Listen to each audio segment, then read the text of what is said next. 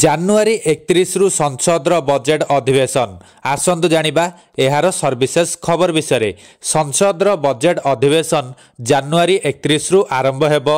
प्रथम दिन में राष्ट्रपति अभिभाषण हेबो एवं फेब्रुआरी पहिला रे बजेट उपस्थापन हेबो। अर्थमंत्री निर्मला सीतारमण 2025-26 आर्थिक वर्ष पई बजेट उपस्थापन करिवे। बजेट अधिवेशन प्रथम पर्याय जानुआरी 31 रु फेब्रुआरी 13 एवं द्वितीय पर्याय मार्च 10 रु एप्रिल 4 पर्यंत चलिबो। अर्थमंत्री निर्मला सीतारमण आज लोकसभा 2020-21 आर्थिक वर्षर बजेट उपस्थापन करिवे।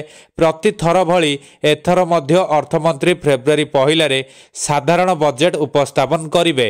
संसदर उभय गृह मिलित अधिवेशन पर अर्थनैतिक सर्वे उपस्थापन करा जिवो।